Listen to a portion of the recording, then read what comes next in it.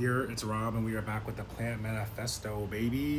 So the cold spell has finally broke in Florida. All my plants are back outside. Let's do an overall update on those plants that were damaged in the cold and if they were able to bounce back.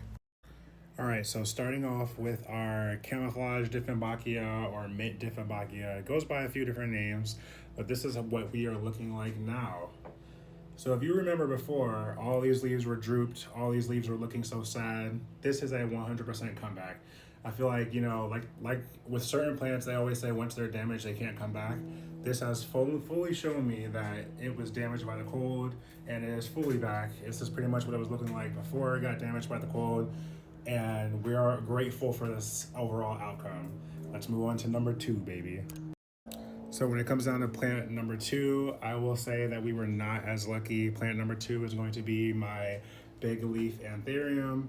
And let me give you a couple reasons as to why I think this one did not turn out as well as this one. So this leaf was already hardened, and this leaf itself has a little bit of damage but didn't get too damaged.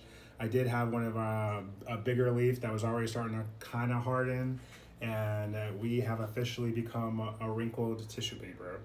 Don't get me wrong, the leaf is still big, leaf is still nice. I'm not going to cut this off. It's still green, it's still gonna photosynthesize, it's still gonna help me get, my newer leaves. And the overall thought process for this is that although this is sad and although this sucks, now I can teach you guys and show you guys that anthurium do not play when it comes down to the cold. These guys are very, very susceptible to cold. And whenever those new leaves are coming out and they're still in that like new leaf stage, I always say nothing can be like rubbed up against these, nothing can be brushed against these. Adding to the list, these cannot be in the cold when they're forming these new leaves. That new leaf process is crucial, overall crucial. And although this is a hard lesson to learn, I'm happy that I at least have you guys so I can show you guys. And it feels like it's a lesson that I don't have to learn on my own. And hopefully you guys will not have to learn this lesson because you're learning it through me. But yes, anthurium are very, very susceptible to cold.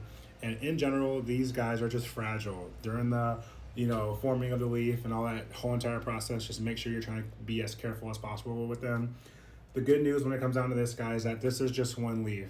You do not throw away a whole entire plant because of one leaf. The roots are still good when it comes down to this. And we already have the new bud of where the next leaf is going to come from.